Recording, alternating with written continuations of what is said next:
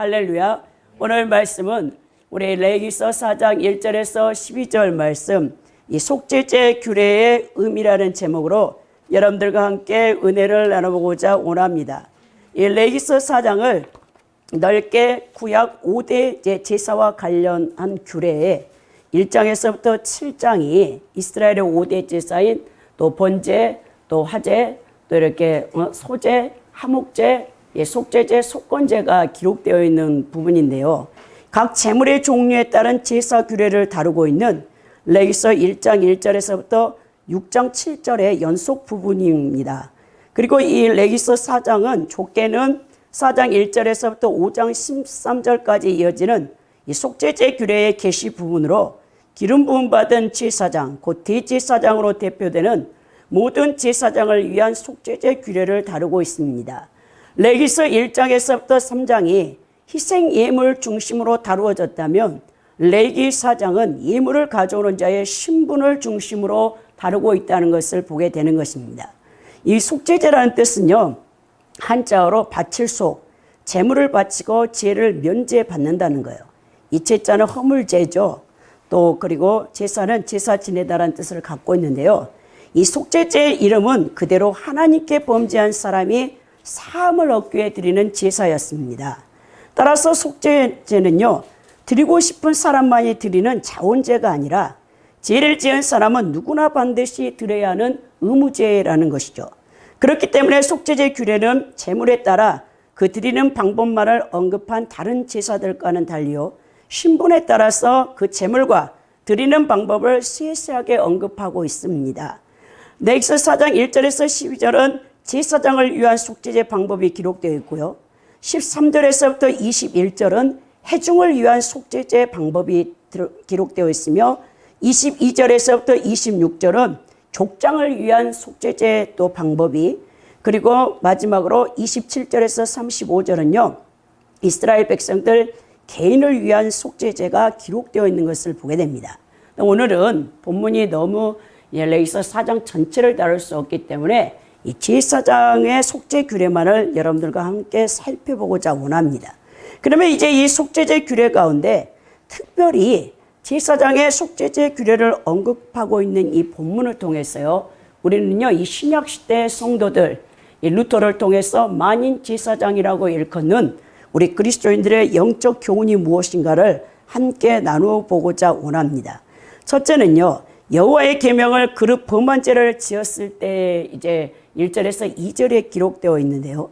여호와께서 모세에게 말씀하여 이르시되 이스라엘 자손에게 말하이르라, 누구든지 여호와의 계명 중 하나라도 그릇 범하였을 때라고 말씀하고 있죠. 그러니까 죄를 범하는 것은요, 영혼의 문제만이 아니라 우리 인간 전 인격체로서의 삶과 뗄 수 없는 관계가 있다는 것을 말씀해 주고 있는 것이죠.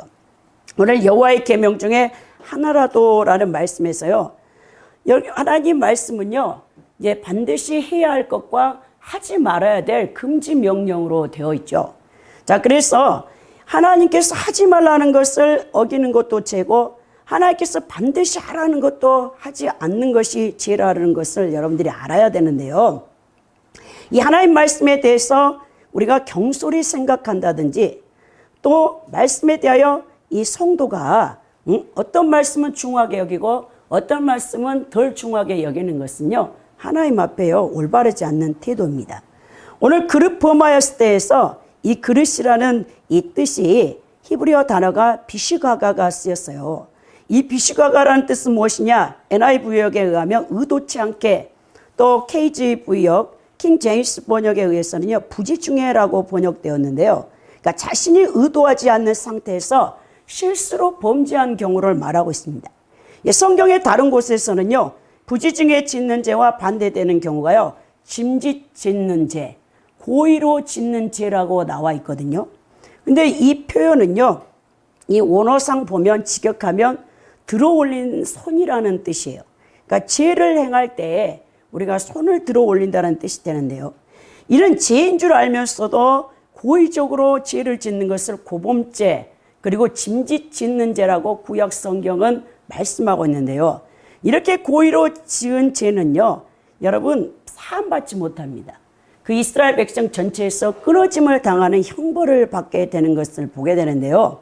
이것은요, 습관적이고 고의적인 범죄는요, 사함을 받지 못한다는 뜻이에요. 이것은 누구든지 고의로 하나님의 말씀을 어길 때는 결코 용서를 받지 못한다라고 하는데요. 이 로마 가톨릭 교회 천주교잖아요. 거기는 7성례가 있습니다. 이 7성례 가운데 여러분 영세를 받죠. 유아 세례가 거기서부터 시작되는데 여러분 아이들이 그래서 일찍 로마 가톨릭 신자들은 자녀가 태어나면 어린아이 때 이제 영세를 받게 하는 거예요. 그 로마 가톨릭의 이 7성례 가운데요, 영세는요, 우리가 죄 사함을 깨끗이 받는 것을 여러분 예표하고 있기 때문에 이 유아가 세례를 받지 못하고 죽으면 아담의 온죄가 그대로 남아 있어서 그걸로 인해서 교부들이 많은 여러분 생각을 했다는 거예요. 그래서 이제 로마 가톨릭 여러분 신자들은 아이가 태어나면 일찍, 루터 같은 사람도 태어나자마자 다음 날에 그 부모가 영세를 받게 했던 것을 보게 된다는 거예요. 그래서 여러분 이 온죄 사함 받지 못한 아이는 어거스틴 같은 경우는 지옥에 가서 형벌을 받을 수밖에 없다라고 얘기한 거예요. 근데 이제 중세에 계속 그것이 바뀌어지면서 고해성사가 나오잖아요. 고해성사는 이제 두 번째 세례라고도 표현될 수 있는데요. 사제 앞에 가서 이제 사실은 원래 주교 앞에서 공개적으로 여러분 이제 고해성사를 하게 했던 것을 4세기, 5세기, 6세기에 이제 보게 되는 거예요. 교회사에 보면. 근데 더 나가서 이것이 이제 6세기 후반부에 들어가면은 이제 사제들에게 이 교황이 죄를 사하는 권세를 위임했고, 더 나가서 사제들이 이제 개인적인 그 고백을 할 수 있게끔 했던 것을 보게 되는데, 이 고해성사에서도요, 이 문제는 뭐냐면요, 치명적인 죄는요, 이 사제 앞에 가서 고백을 해도 용서받지 못합니다. 그래서 로마 가톨릭에서도 이 치명적인 죄를 짓는 자는 지옥에 간다고 했어요. 그러나 이 용서받을 만한 죄는요, 연옥에 간다는 거예요. 그래서 연옥에 가서 이게 사후 중간 상태인데요. 그러니까 우리가 죄를 이제 계속 우리가 구원받았다 해도 우리 안에 옛사람이 있기 때문에 여러분 계속 죄를 즐기잖아요. 어떤 사람 계속 죄를 짓는다는 거예요. 그러니까 로마 가톨릭 교회의 이 사제들과 또 교부들이 머리를 이렇게 생각할 때 이 신도들이 이 죄를 끊어내지 못하는 것을 보고 이제 그들이 이제 고안해내는 것이 고해성사인데요. 이 고해성사 가운데 치명적인 죄는 무엇이냐? 신도들의 만성적인 죄인데요. 이게 지식, 죄인 줄 알면서 자신의 온전한 의지로 동의해서 짓는 죄가요, 여러분 사함받지 못하고 지옥 간다라고 로마 가톨릭에서 고해성사 편에서도 그렇게 기록되어 있는 것을 보게 된다는 거예요. 이것이 구약의 고범죄죠. 왜냐? 분명히 이게 죄라는 것을 알고 지식을 갖고 있는데도 습관적으로 그 죄를 계속 범하고 있다. 그것은 사함을 받지 못하고 어디로 가냐? 지옥 갈 수밖에 없다는 거죠. 그래서 습관적이고 고의적인 범죄는 여러분 무섭습니다.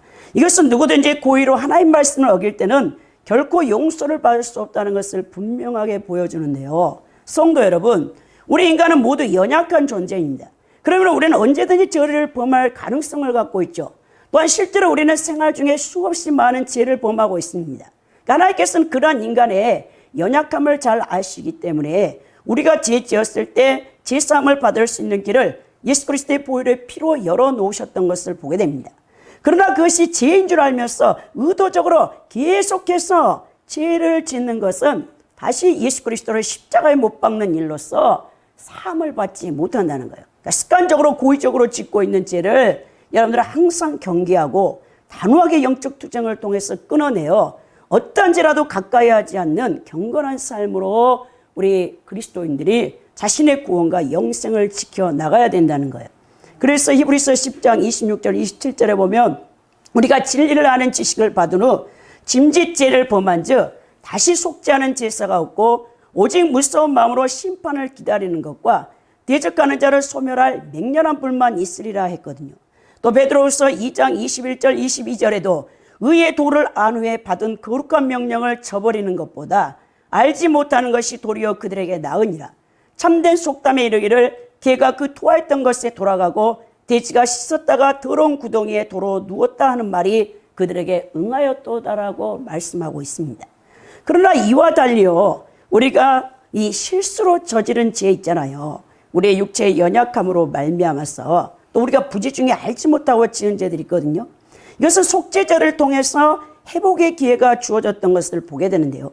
이런 의미에서 예수께서는 형제가 죄를 짓거든 70번씩 7번이라도 용서하라는 마태복음 18장 22절의 말씀을 통해서 인간이 지닌 연약함으로 인해서 범죄한 죄인의 회복을 원하시는 하나님의 마음을 우리에게 보여줬다는 것을 보게 된다는 거예요.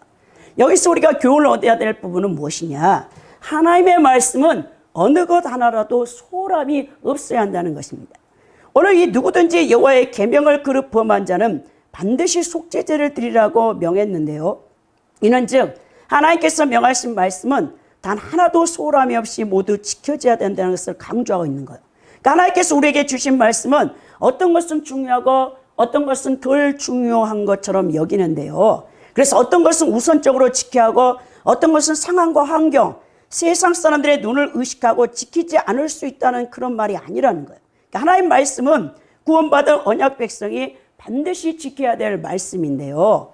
그러나 성도들이 세상에 몸을 담고 생활하면서 그렇지 않을 때가 너무 많다는 거예요. 예를 들어서 주일은 거룩하게 안식일을 기억하여 지키라 그래요. 그러니까 주일 성수에 대한 계명은 우리 모든 이 구원받은 크리스찬이라면 반드시 지켜야 된다는 걸 알고 있다는 거예요. 그러나 거짓말하지 말고 이웃에게 거짓 증언이라 중상모략하지 말라는 말은 소홀히 여긴다는 거예요. 그러니까 우리 그리스도인들이 정직하지를 못해 하얀 거짓말을 해서 인기응변식으로 자기의 죄를 덮기 위해서 모면하려고 거짓말할 때가 굉장히 많은 것을 보게 된다는 거예요. 또 도둑질이나 살인은요, 여러분 십계명에서도 여러분 무서운 죄잖아요.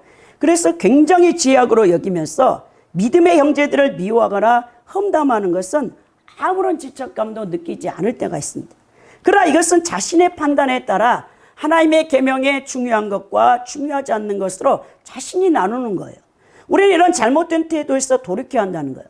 하나님께서는 주의를 범하는 것이나 또 거짓말하는 것이나 남을 중상모략하고 미워하는 것이나 사람의 잘못을 용서하지 못하는 모든 이 죄가요 동일한 죄이며 심각한 죄로 여긴다는 거예요.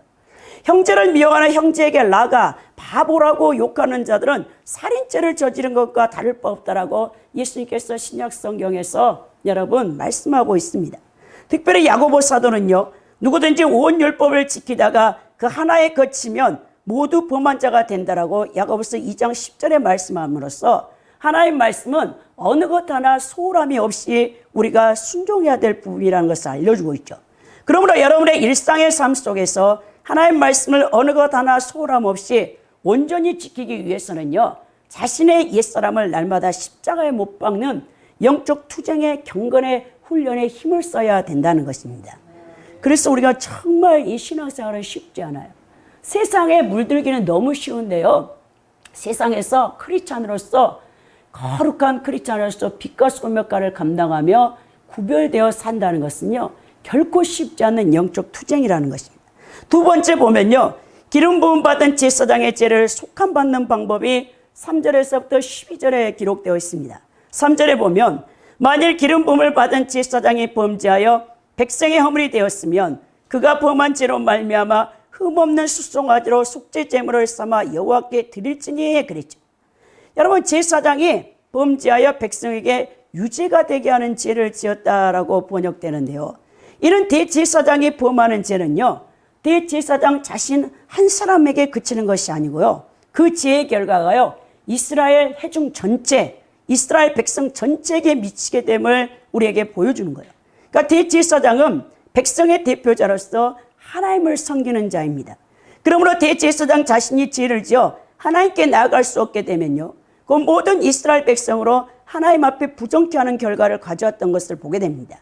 그리스도 안에서 우리가 왕 같은 제사장으로 부름받은 이 신약의 그리스도인 한 사람 한 사람이 구약의 제사장 못지않는 위치와 책임이 주어져 있다는 사실을 여기서 우리가 알 수 있겠는데요, 이러한 성도 한 사람의 죄는요 교회 전체를 멍들게 할 수 있으며 특히 교회 지도자의 죄는요 더 심각한 결과를 가져올 수 있다는 사실을 보여주죠.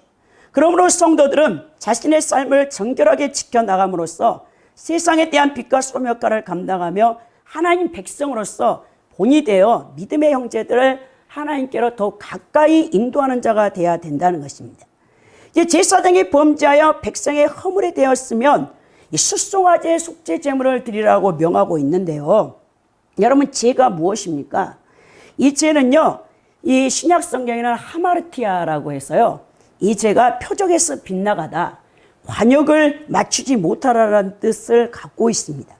따라서 성경에서 말하는 범죄란 하나님의 목적과 뜻에 부합되지 아니하는 인간의 이 빗나간 모든 행위를 의미한다라고 볼 수 있겠습니다. 자, 제사장이 죄를 지었을 때 그 속죄 제물엔 무엇입니까? 숫송아지를 드려야 되는데요. 이 숫송아지는 여러분 어린 황소를 나타내는데, 이 제사장의 속죄 제물은 가장 값이 있는 비싼 소가 이제 드려져야 된다는 것을 4번 언급하면서 제사장의 짓는 죄가 얼마나 심각한 일인지와 그에 따른 희생 대가가 얼마나 큰가를 우리에게 알려주고 있죠. 여러분 아는 것처럼 28절에는 이 평민의 속죄의 제물로는 암염소를 드리라라고 우리 레위기서 4장 28절에 기록되어 있고요. 또 32절에는 암컷 어린 양을 사용할 수 있다라고 말씀하고 있어요. 그러나 또 여러분 족장이 죄를 범했을 때는 33절에 보면 순염소를 예물로 바쳐야 된다고 했거든요. 근데 놀랍게도요, 이스라엘 온 전체 회중이 지은 죄, 용키프데이, 속죄일에 여러분 그 염소와 송아지 피를 가지고 지성소까지 들어가잖아요, 대제사장이. 그런 것처럼 이 온 이스라엘의 회중의 죄를 속할 때 속죄 예물이 이 숫송아지였던 것처럼 대제사장의 속죄 예물이요, 이 숫송아지예요. 그러니까 대제사장의 한 사람의 죄가요, 온 이스라엘 회중의 죄와 맞먹는 이 죄라는 것을 이 구약 성경에서 우리에게 보여주고 있는 것입니다. 그러니까 죄를 지은 자의 신분이 중요할수록 그 죄의 영향력이 더 심각함으로 더 값 있는 예물을 드려서 하나님 앞에 속함을 받아야 된다라는 이 말씀을 우리가 듣게 되는데요. 오늘 속죄 제물을 삼아라고 했죠. 속죄제를 위하여라는 뜻인데요. 이 속죄 제물을 위한 흠없는 숫송아지를 드리라고 명합니다. 그래서 이 속죄제는요, 사실 정결케 하는 뜻이 더 많이 들어있어요. 레위기서 1장의 번제도요, 여러분 그 죄를 속하는 기능을 갖고 있잖아요. 근데 이때는요, 여러분 오히려 이 속죄제에서 이것은요, 이 정결케 하는 기능이 더 많이 들어있는 것을 보게 되는 것입니다. 속죄제라는 용어는요, 정결제의 의미가 포함되어 있는데요. 속죄제는 지성소 휘장 앞에서 이 피 뿌리는 의식이 시행돼야 돼요. 6절에 보면. 구약 성경에서 정결케 하는 일과 깊이 관련되어 있는데, 속죄제의 피가 상징하는 바가 뭡니까? 바로 예수 그리스도의 피죠. 예수 그리스도의 피가 속죄 기능뿐만 아니라 우리의 지은 죄를 흰눈보다 더하게 양털보다 깨끗하게 정결케 하는 능력을 갖고 있다는 것을 이 속죄제 예물의 피가 보여주고 있습니다. 이것이 히브리서 9장 14절과 22절에 기록되어 있고 요한일서 1장 7절에 기록되어 있는데요. 우리는 이 그리스도의 피로 인해 정결케 된 길을 열어주신 하나님 아버지를 의지함으로 날마다 우리 안에서 옛사람의 어둠을 내어버리고 우리의 대장 되신 그리스도의 뒤를 따라서 빛의 갑옷을 입는 성도들이 되어야 된다는 것입니다. 그러니까 제사장의 죄를 속함받기 위한 이 속죄 예식 과정이 쫙 4절에서부터 12절에 기록되어 있는데요. 4절에 보면 그 숫송아지를 해방문 여호와 앞으로 끌어다가 그 숫송아지의 머리에 안수하고 그것을 여호와 앞에 잡을 것이요 그랬죠. 자, 제사장의 해방문 앞으로 흠없는 숫송아지를 여호와 앞에 끌어와서 자신의 죄를 전가시키는 행위가요, 이 안수를 하는 거예요. 안수. 그 행위. 그 숫송아지 머리에 안수하고 그 숫송아지를 여호와 앞에서 다 잡아야 되는 겁니다. 이건 뭘 얘기하냐?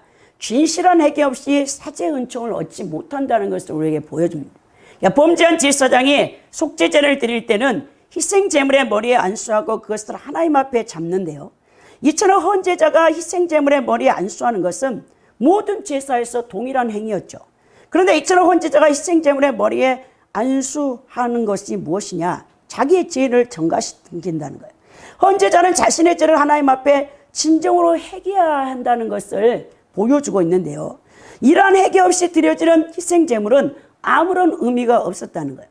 속죄제물을 드리는 사람의 죄를 하나님께서 용서해 주시는 이유는요, 희생제물을 드린 그 사실 자체가 아니라 오직 그 속죄제물을 드리는 사람의 마음속에 진심으로 하나님 앞에 회개하는 마음이 있었기 때문에 그것을 하나님이 연락했다는 거예요. 만약 회개하는 마음이 없다면 아무리 그 사람이 귀한 예물, 비싼 예물, 숫송아지 흠없는 것을 드린다 할지라도 결코 하나님은 그의 죄를 사하지 않는다는 것입니다. 죄의 용서는 결코 범죄의 보상으로 그에 상하는 물질을 드리는 것에 있지 않다는 것을 보여주는데요. 그렇다고 말로 죄를 고백하는 것만으로도 부족하다는 거예요. 제사함을 받기 위해서는요, 진심으로 자신의 죄를 회개하는 진실된 마음이 있어야 된다는 거예요. 물론 제사함을 위해서는 반드시 속죄피가 있어야 되면 말할 것도 없습니다. 왜냐하면 히브리서 9장 22절에 피 흘림이 없이는 제사함이 없다라고 말씀하기 때문에 그렇습니다. 그러나 예수 그리스도의 죄 속에 피가 있다 할지라도 진정한 죄인이 고백과 회개가 없다면 죄를 사함받을 수 없다는 것을 오늘 이 말씀에서 보여준다는 거예요. 결국 예수 그리스도의 뒤 속의 피가 효력을 발휘하려면요, 죄 지은 죄인의 회개가 반드시 수반되어야 한다는 것을 오늘 대제사장이 자신의 죄를 숫송아지에 여러분 안수의 행위를 통해서 증가시키는 행위를 통해 보여준다는 거예요. 여기서 우리가 깨닫는 게 무엇이냐면요, 이 구원파의 이단 교리를 우리가 볼 수 있는데요. 이 구원파들은 무엇을 주장하냐면 한 번 죄인의 회개를 통해 더 이상 신자에게는 필요 없다라고 가르치죠.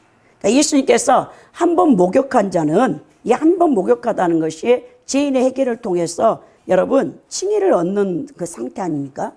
전신이 깨끗게 되는 제사함의 은총을 받았지만 날마다 손과 발에 묻은 먼지를 이제 회개해서 그것을 씻어내라. 우리 주님께서 신자의 회개를 우리에게 명하고 있는 것을 보게 되는데요. 여러분 이 세상 자체가 이 임금이 마귀가 잡고 있고 여러분들이 날마다 접하는 세상 정보 스마트폰을 통해서 여러분들은 아침에 눈만 뜨면 스마트폰을 바라보면서 하나님의 말씀과 기도에 전념하지 않냐고 그것에 마음을 뺏기고 있잖아요. 그로부터 여러분 귀로 여러분 눈으로 계속해서 이 사악한 사탄의 그런 것들이 여러분 영혼을 침입하고 있는데요. 이 세상적인 문화 문명이 악한 영들이 사로잡고 있어서 여러분들이 접하는 정보를 통해서 여러분들은 죄악을 먼지를 뒤집어 쓰고 있다는 거예요. 우리의 연약함이나 실수로 자범죄를 맨날 짓는데 날마다 손과 발을 씻는 신자에게를 통해서 죄를 씻어내야 된다는 것입니다. 근데 구원파들이요 2-3시간 말씀 강해로 끝나는 거예요. 이거는 무엇입니까? 영지주의자들의 모습인데 그들은 주기도문, 사도신경, 교회 절기를 지키는 정통 개혁교회의 예배 형식을 다 폐지했어요. 자, 우리의 신앙 공동체가 무엇을 믿는가? 그 고백하는 것이 무엇입니까? 사도신경이라고 하죠. 사도신경은요 중요한 예배의 한 요소라는 것입니다. 자, 영지주의적 이 지적 깨달음의 이 구원관을 통해 단번에 제사함의 교리를 사람들에게 세뇌시켜 견인 교리를 가르치는 그 이단이 바로 구원파예요. 이 구원파의 영지주의적 구원관이 개신교 정통교회에서도 잘못 가르쳐지고 있다는 것을 볼 때 여러분 얼마나 마음 아픈 일이 아닌지 모르겠습니다. 이 잘못된 영지주의적 구원관은요 방종주의, 도덕률, 폐기주의자가 되는 거죠. 그러나 또 놀라운 사실은요 이단이라 할지라도 이 구원파들 가운데도 너무나 삶의 현장에서 말씀에 따라 신실하게 사는 자들이 있다는 거예요. 그리하여 그런 훌륭한 인격과 성품으로 많은 사람들을 미혹하여 구원파로 전도해 가는데요. 그리고 우리가 로마 가톨릭, 우리 정통 개신교라는 우리 그리스도인들이라는 분들, 그리고 여러분 구원파, 제7일 안식, 재림교회, 여러분 여호와 증인, 이 교도소에 가면요 가장 정직한 사람이 누군지 압니까? 여호와 증인들이에요. 여러분 여호와 증인들 우리 이단위로 알고 있잖아요. 삼위일체 하나님을 부인하는데 근데도 여호와 증인들이요 삶이요 제일 깨끗하고 정직하다는 사실을 아십니까? 이 개신교 정통교단에 속한 교회 다니는 성도라는 사람들이 일상생활에서 엉망으로 살고 있고 예수를 믿는다면서도 하나님 이름을 그 영광을 땅에 떨어뜨리는 일들을 너무나 많이 하고 있다는 것입니다. 저는요 제가 개인적으로 아시는 사모님이요 보이싱, 피싱, 사기 사건에 여러분, 그 피해자가 돼가지고 실형을 받아서 2년 6개월, 여러분, 이 청주교도소에서 지금 복역하고 있어요. 근데 그분이 저에게 편지를 가끔씩 보내오면서 가석방 되기를 기도해달라고 하는데요. 중보를 요청하고 있는데, 이분의 편지를 받아보았더니 한 방에 8명의 여자 죄수들이 수감되어 있다는 것입니다. 거기에 7명이 여러분 오랜 동안 개신교회를 다녔다는 70살이 넘은 권사님, 66살의 권사님, 나머지 40대 다 여자 집사님들. 근데 이 사람들이 다 제목이 뭐냐면 보이싱 피싱을 이렇게 사기단에 걸려서 다 들어왔다는 거예요. 인간의 탐욕 때문에 걸렸겠죠, 사실 여러분. 그러니까 이 사모님이 사실은 여러분 인천에 있는 남자 그 고등학교에서 오랜 동안 기간제 영어 교사였어요. 근데 나이가 이제 58살이니까 작년 3월에 코로나로 인해서 기간제 교사에서 이제 퇴출을 당하니까, 구조조정을 당하니까 먹고 살 길이 없어가지고 직장을 이제 구하려고 여러분 벼룩시장 구인 광고에 이제 그 직업난 구인 광고를 보다가 이 격리, 회사에 격리를 구한다고 해서 거기에 취직돼가지고 15일 만에 이 보이싱 피시당 사기단들이 다 이렇게 차려놓은 거기서 늘 은행에 가가지고 돈 찾아다 주고 그 일을 한 거예요. 그러다가 여러분 이 사기단에 걸려가지고 사모님이 억울하게 그 교도소에 갇히는 하나님이 허용하셨죠. 근데 그 사모님이 그래요.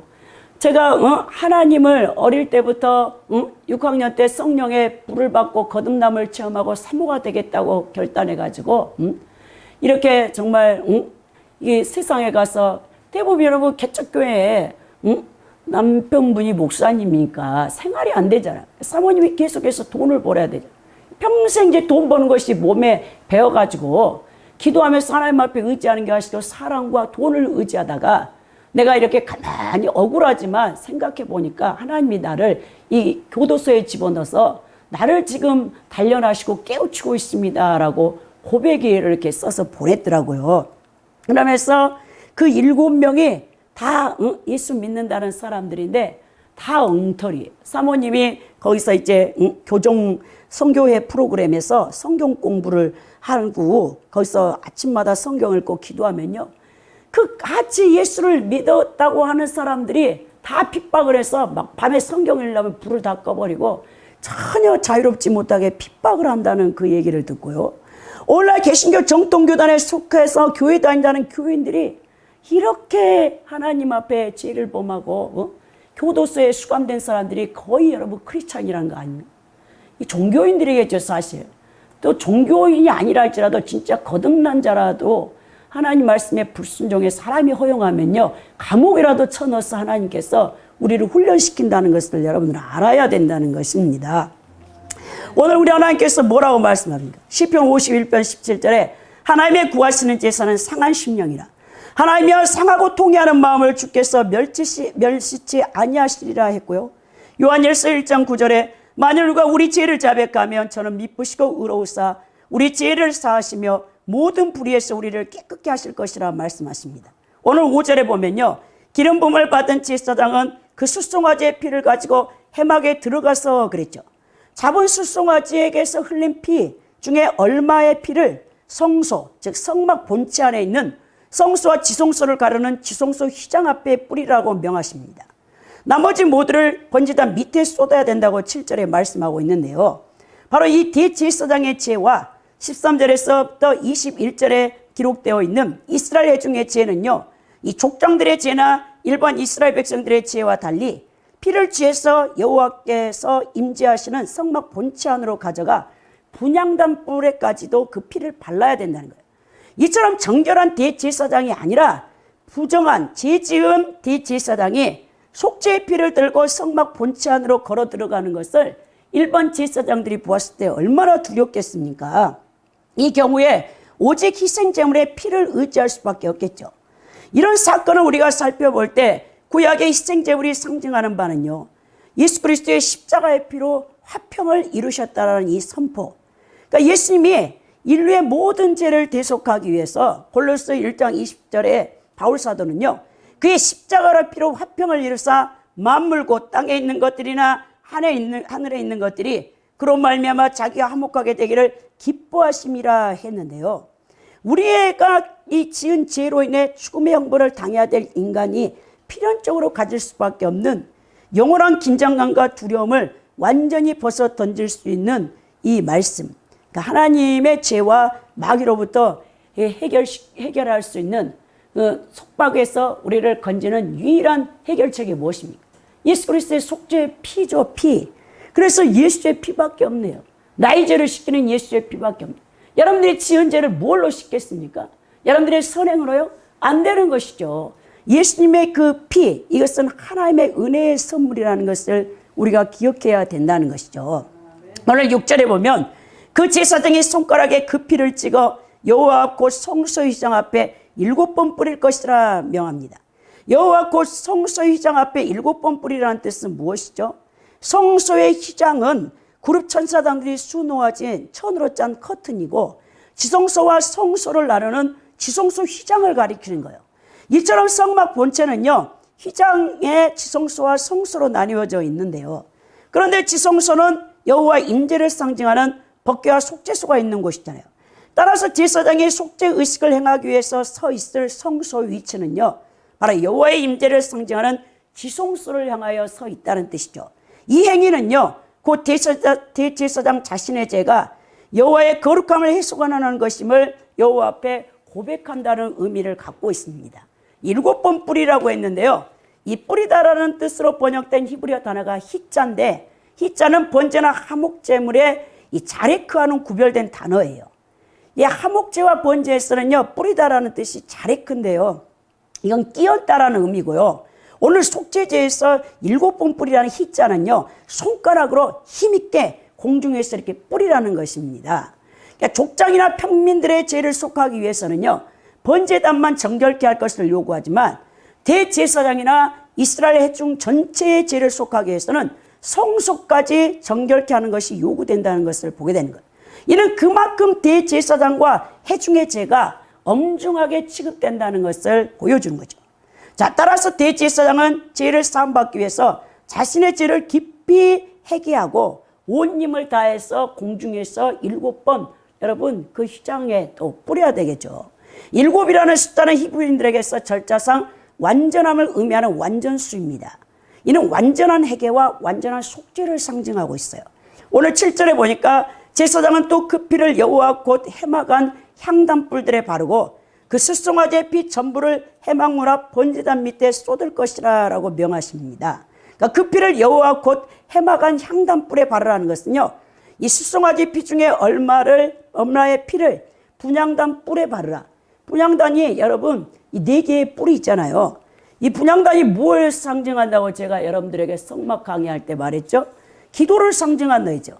기도를 상징하는 향을 피우는 분향단에 피를 바른다는 것은 성도가 그리스도의 보혈의 공로에 의지해서만 기도할 수 있다는 것을 우리에게 보여주죠.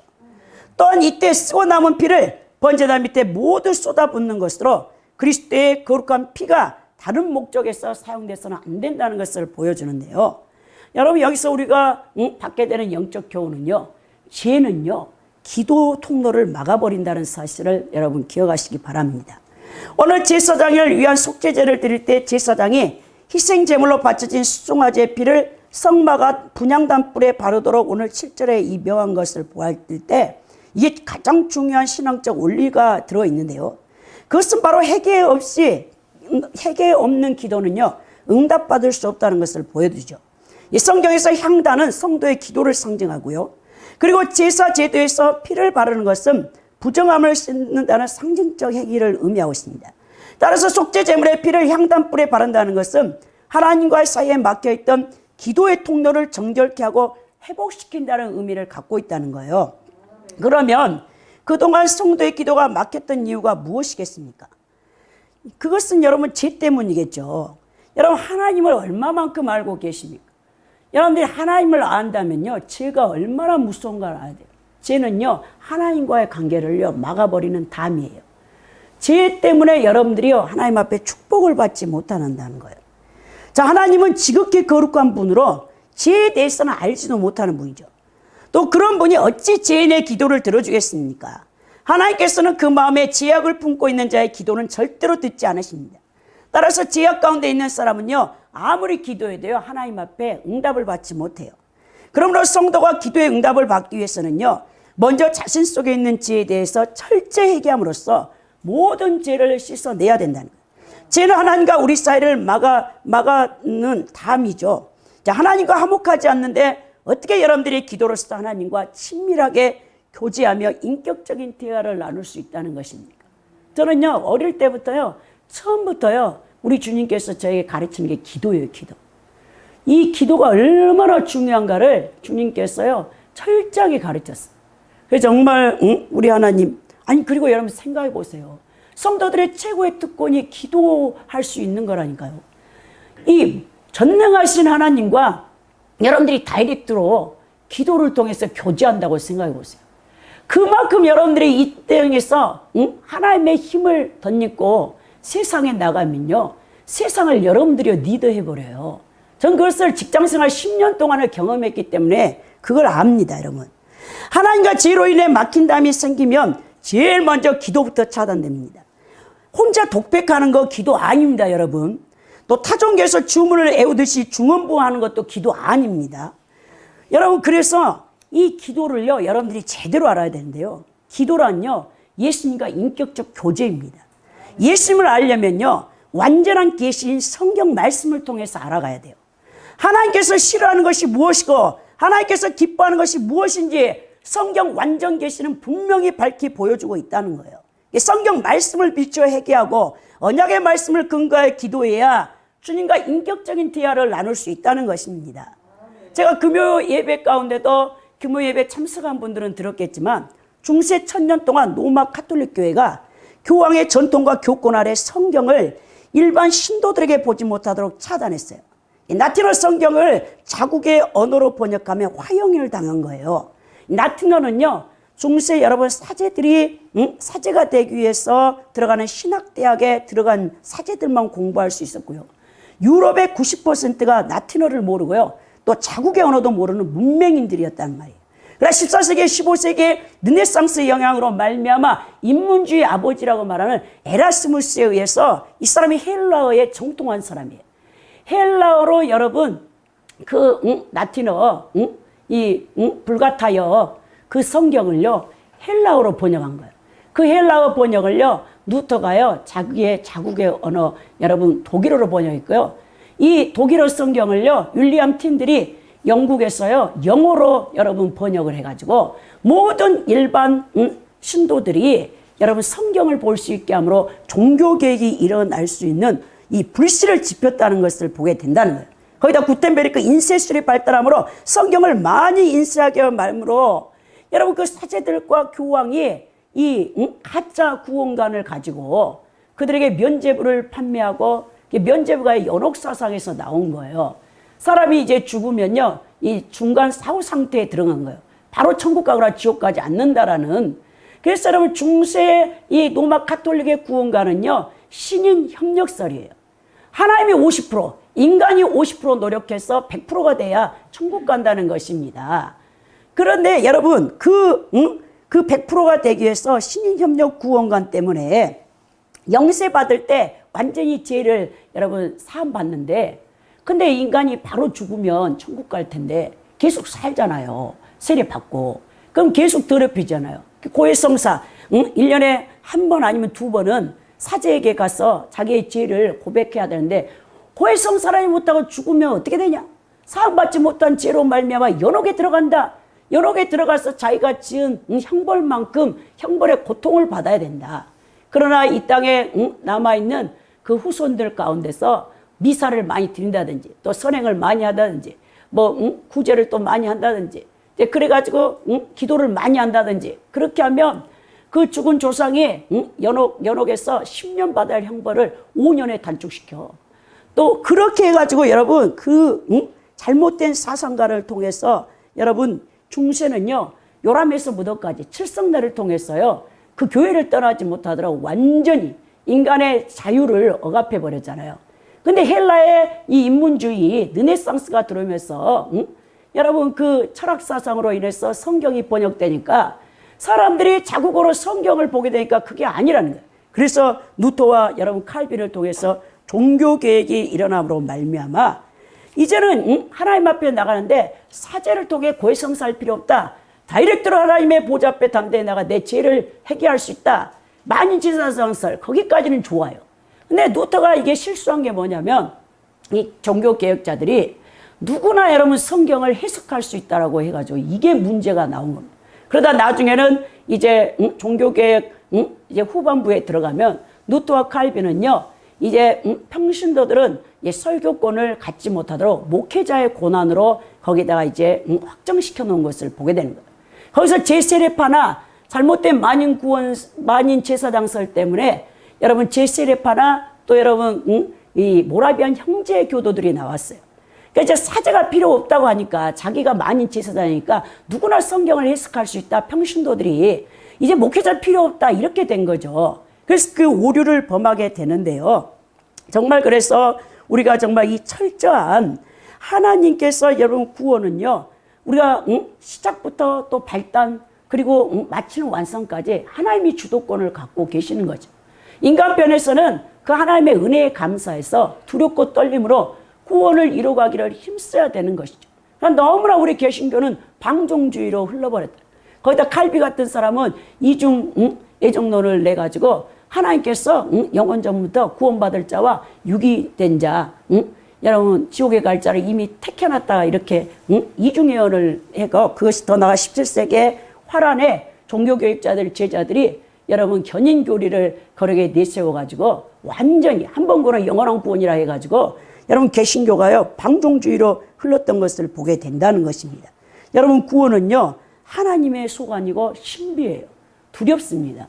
사실 우리가 구원 받았다 해도 언제든지 타락해서 지옥 갈 수 있다는 사실을 성경은 누누이 얘기하고 또 이스라엘 백성들 40년 광야 훈련 학교에서 그 삶을 출애굽기와 민수기에서 그걸 보여주고 있는데도 여러분 잘못된 여러분 신학 사상, 인간의 신학 사상이 인간의 교리가 우리의 구원을 막고 또 마귀가 성경을 여러분 보지 못하도록 올바로 해석하지 못하도록 막음으로 우리 인간의 구원을 끊임없이 위협하고 있다는 사실을 알아야 된다는 거예요. 오늘 8절에 보면 또 그 속죄제물이 된 수송아지의 모든 기름을 떼어낼지니 곧 내장에 덮인 기름과 내장에 붙은 모든 기름이라고 했어요.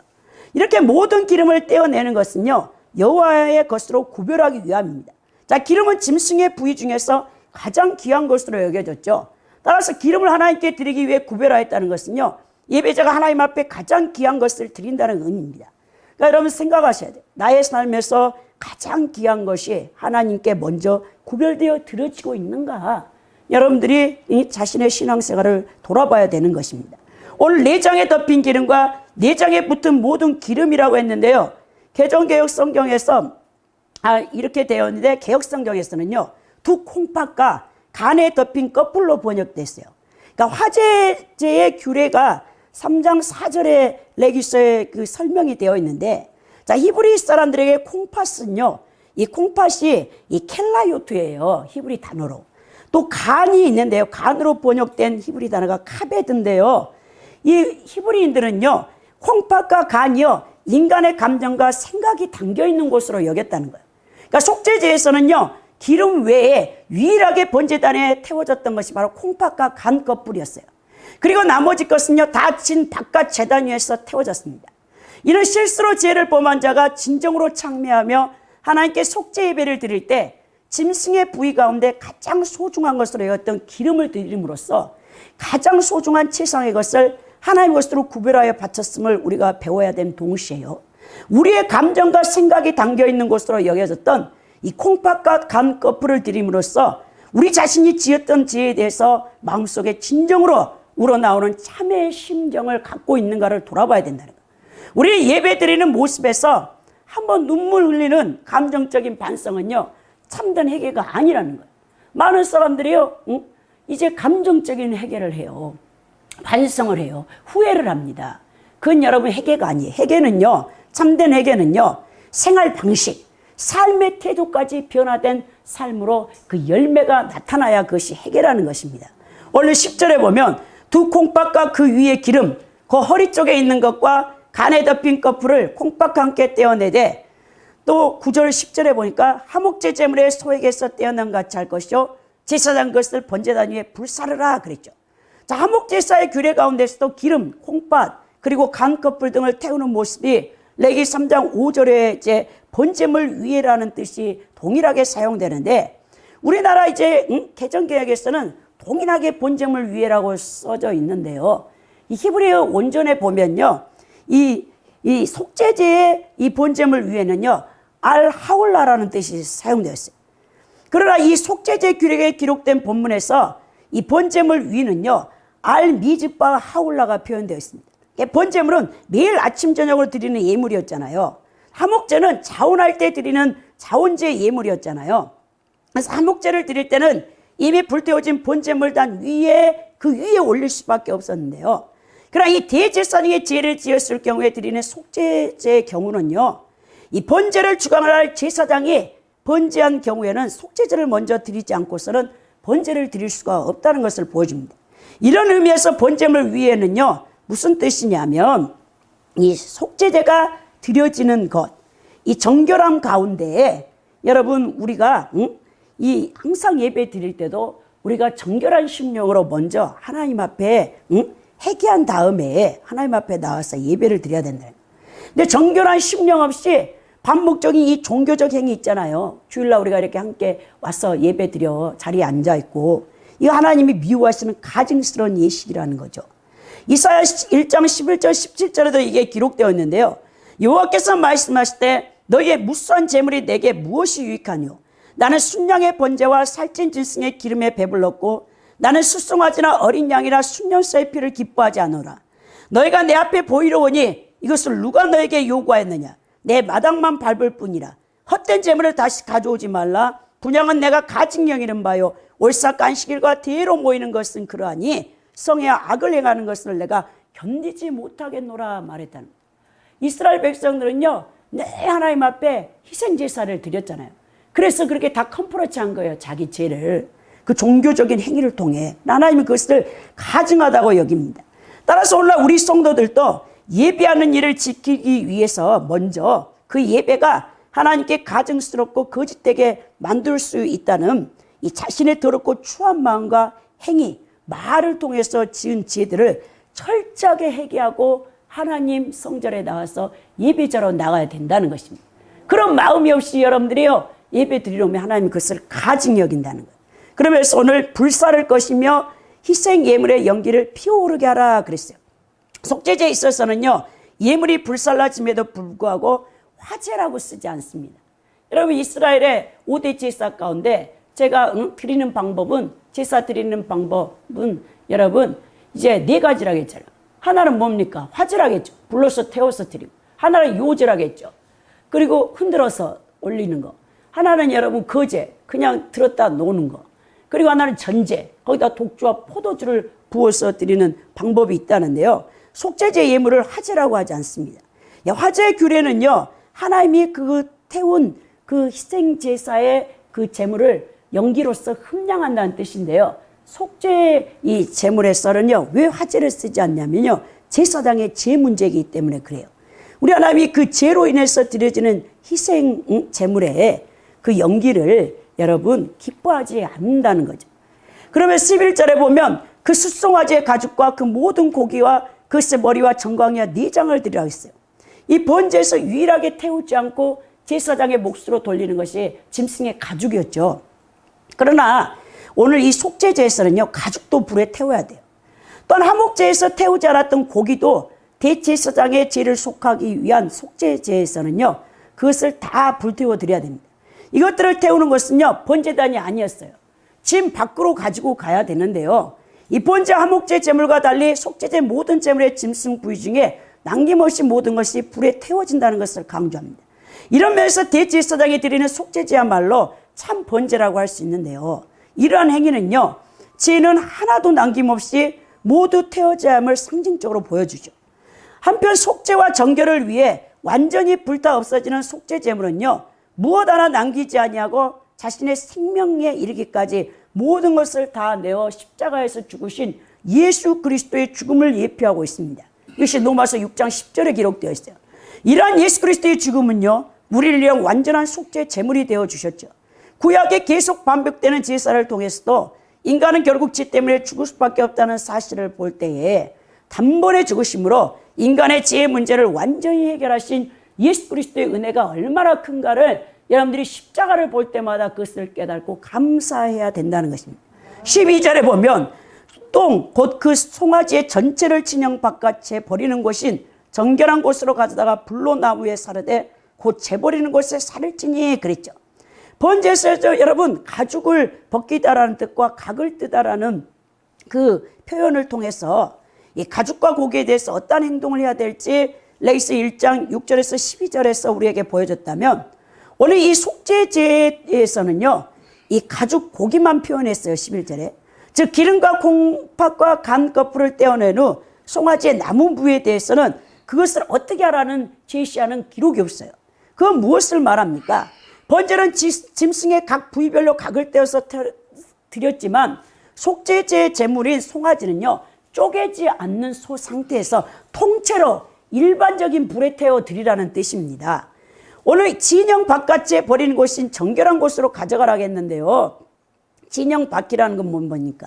이 내장 기름과 간 거풀 콩팥은요 여러분 번제단에서 태워서 드렸고요, 남은 소의 모든 부위는요 진 밖으로 갖고 가야 돼요.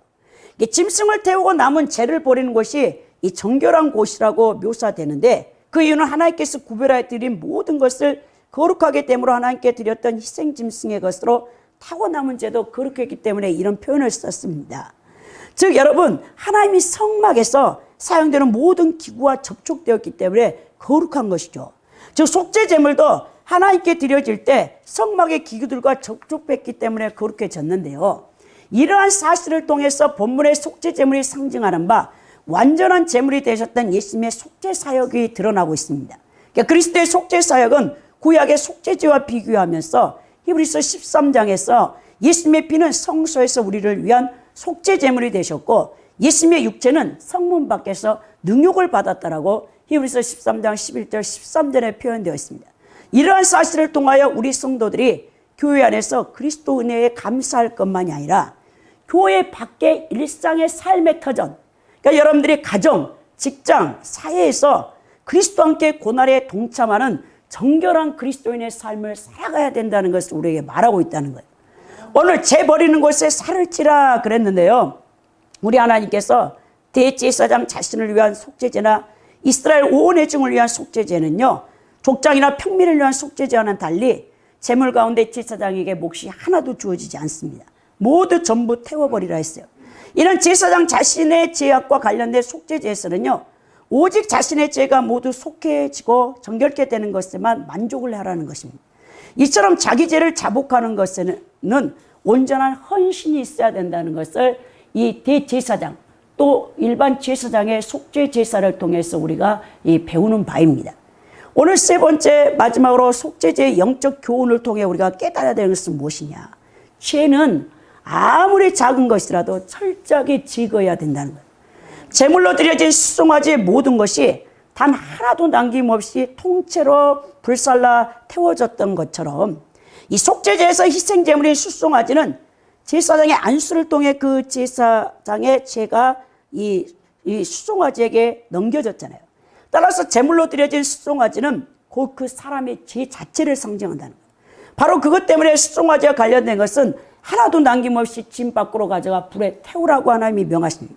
그러니까 죄는 아주 적은 것 하나까지라도 남김없이 완전히 태워드려야 된다는 것, 해결해야 된다는 것을 보여주는데요. 사랑하는 성도 여러분, 죄가 가지고 있는 가장 큰 특징이 무엇입니까? 죄는요 파괴성을 갖고 있어요. 파괴성. 이 죄는요 우리의 영혼을 파괴시키고요, 우리 인격을 파괴시키고요, 우리 정신을 파괴시키고요, 또 우리 육체를 파괴시키고요, 우리의 환경을 파괴시키며 대인관계를 파괴시킵니다. 즉 죄를 범한 사람은 멸망에 이르게 하는 무서운 독을 갖고 있는 존재라는 거예요. 죄는 신속하고 전념성과 확장성이 있습니다. 죄는 어떠한 좋은 것보다 주위 사람들에게 신속하게 영향을 미치죠. 좋은 것은 빨리 전파 안 돼요. 그러나 죄는요, 죄성은요, 전염이 엄청 빠릅니다. 그래서 사람들 사이에 여러분, 이 악이 금방 퍼져나간다는 거예요. 우리말 속담에 여러분, 바늘도둑이 소독된다는 말이 있듯이 죄는요, 아무리 작은 것이라도 금방 큰 죄로 커지는 특성을 갖고 있어요. 그래서 대부분의 범죄자가요, 처음에는요, 지극히 작은 범죄부터 저질러요. 그러나 결국 돌이킬 수 없는 죄를 범하고 마는데요, 이 죄는요, 아무리 작은 것이라도 처음부터 철저하게 멀리하고 회피해야 된다는 거예요. 여러분, 처음에 아우 이것 좀 어때? 응? 아무렇지도 않게. 응. 이것쯤이 어때라는 아니라는 생각이 저질렀던 죄가요, 후에는 자기 자신과 가정과 교회, 더 나아가 사회 전체, 나라와 민족, 그리고 전 세계를 파괴할 수 있다는 거예요.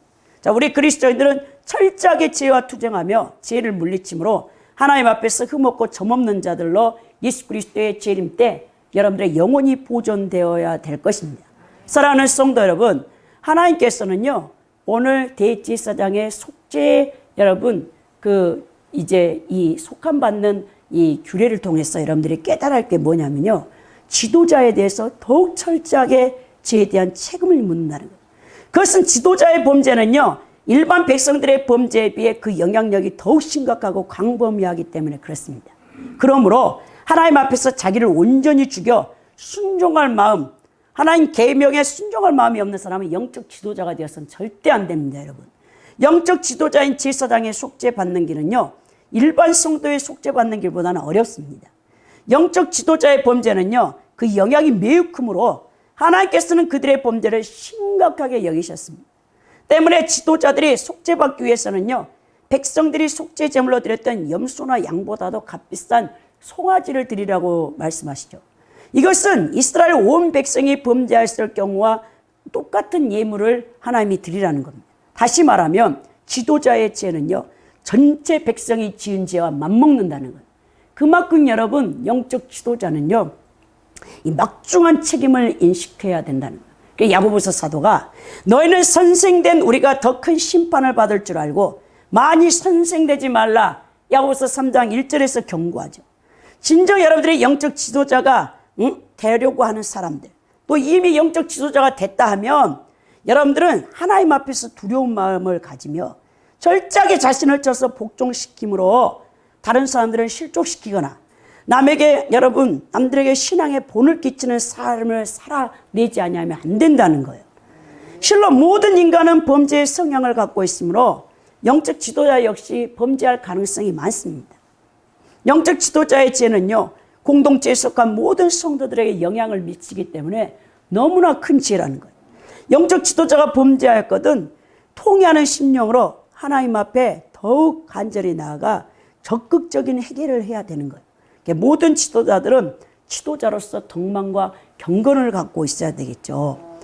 우리 또 교회 안에 중직을 맡고 있는 직분자들 역시도요, 정말 여러분 두렵고 떨림으로 이 직분에 대한 이 사명을 감당해내야 된다. 우리 하나님이 그냥 직분을 주신 거 아니잖아요.